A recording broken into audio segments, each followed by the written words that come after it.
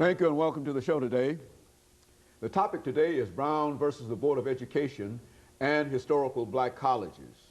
And we're fortunate to have with us to talk about Brown versus the Board of Education of Topeka, Kansas, 1954, and historical black colleges, Dr. AAl-Hadid, the chairman of the Africana Studies Department at Tennessee State University.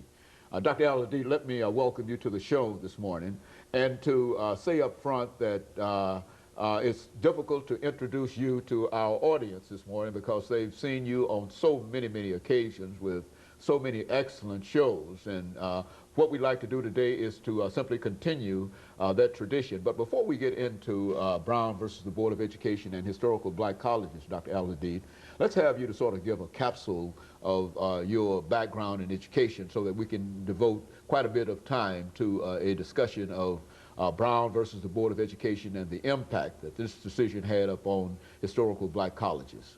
Yes, the first thing is I need to say that I'm chair of the Africana Studies Department at Tennessee State University. The department's been in existence since 1994. And I went to University of California, Santa Barbara, where I got my doctorate degree in basically in social psychology. My undergraduate work was done at an HBCU, Alabama State University in Montgomery, and my high school was at Carver High School there, also in Montgomery. Traveled rather extensively in Africa. Spent a year or so in Kenya, where I studied at the University of Nairobi. And then, of course, that's where I got a lot of my consciousness about our history and our culture. And I spent a summer at Yale University. So that's pretty much my background. And I've been at Tennessee State, believe it or not, for 30 years. And started out in the sociology department. You know, Dr. AAl-Hadid, one of the things that we're trying to do over the next 5 weeks with these particular shows is to talk about the importance of Brown versus the Board of Education of Topeka, Kansas, 1954. And I say that because we've already produced 4 shows dealing with this. At least Attorney Blackshear has given us an excellent, discussion on Brown and the law. And that, of course, was followed by a discussion with Dr. Baldwin and Ms. Wynn dealing with Brown and education in the South.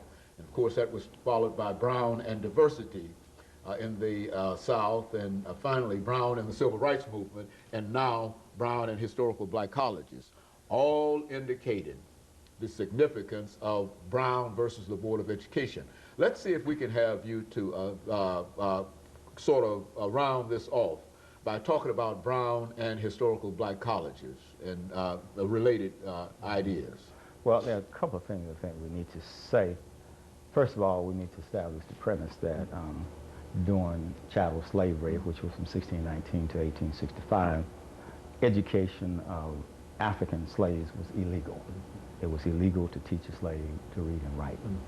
And so when we became emancipated in 1865, obviously the first order of business was to learn how to read and write. So education became our passport to the future. Now, of course, when we were emancipated, there was a promise of 40 acres and a mule. And of course, the administration that came into power reneged on that promise. And instead of 40 acres and a mule, we got historical black colleges. And these colleges had a great challenge. First of all, they had to teach literacy. And we also have to remember that they developed in 2 sectors of our society. Some of them developed in the private sector. Those came through the missionaries, through the Freedmen's Bureau. And then later on, as the Industrial Revolution started to get some hold in the South and other parts of the country, then we had the land grant colleges and universities. So to give our audience an example of each, Tennessee State, for example, would be a land grant school. We should call it Tennessee A&I, Agriculture and Industrial. Up the street, Fisk would be an example of one that came through the missionary establishment. And so most of our colleges were either established by missionaries through churches or philanthropy. And the others were established by the state. And so you've established the existence of these institutions of higher education. Well, they were not, talk about the curriculum of some of these these institutions at this particular time. And I say that, Dr. Al-Hadid, reluctantly, because I think we're just about 25 seconds from the end of this particular segment, and I really don't want you to get involved in talking about that because, as you so well know, I will interrupt you at the appropriate time. But we've got about 16 seconds now. When we come back, I want to make sure that we get into a discussion. We'll have at least 8 minutes on this particular segment to get into a deeper discussion in reference to this. Of course, we'll be back with our audience following this very, very short commercial break.